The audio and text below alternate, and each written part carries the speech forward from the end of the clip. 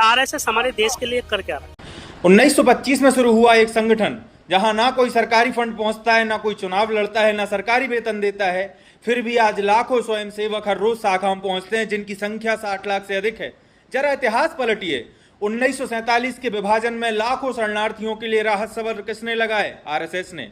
1962 के भारत चीन युद्ध में स्वयंसेवकों ने प्रशासन और सेना की सहायता की।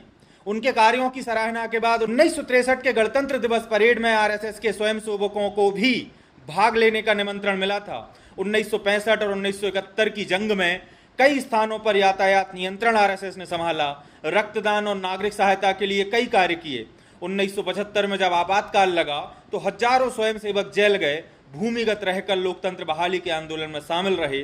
फिर आइए हाल के वर्षों में देखें तो 2001 में गुजरात भूकंप आया हो या 2004 की सुनामी हो, 2013 की उत्तराखंड की वो आपदा और वैश्विक रूप से फैली 2019-20 की कोविड महामारी, हर बड़े से बड़े संकट में राहत शिविर लगाना, भोजन खाद्य सुरक्षा को देखना, रक्तदान, दवाइयां और पुनर्वास का काम करना, सब आरएसएस ने बड़ी उम्मीदों के साथ और आगे बढ़कर संभाला है। सिर्फ राहत ही नहीं, विद्या भारती के माध्यम से 30,000 से ज्यादा विद्यालय संचालित आरएसएस कर रहा है।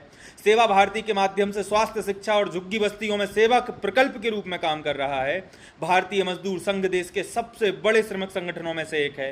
भारतीय किसान संघ किसानों के लिए काम करता है और अखिल भारतीय विद्यार्थी परिषद दुनिया का सबसे बड़ा छात्र संगठन है। अब आप आरएसएस की विचारधारा से सहमत हों या असहमत हों, आलोचना कीजिए, सवाल पूछिए, लेकिन अगर आपसे कोई कहे कि आरएसएस ने कुछ नहीं किया तो इतिहास नहीं बता रहा है वह व्यक्ति, वह केवल अपनी राय बता रहा है। साहब, तथ्यों पर बहस कीजिए, लेकिन किसी की सेवा के रिकॉर्ड को नकारने से इतिहास नहीं बदल जाता। मुस्लिम एमएलए का ये बयान सुनिएगा। राष्ट्रीय स्वयंसेवक का एक एक कार्यकर्ता इस देश के लिए निस्वार्थ रूप से जान देता है।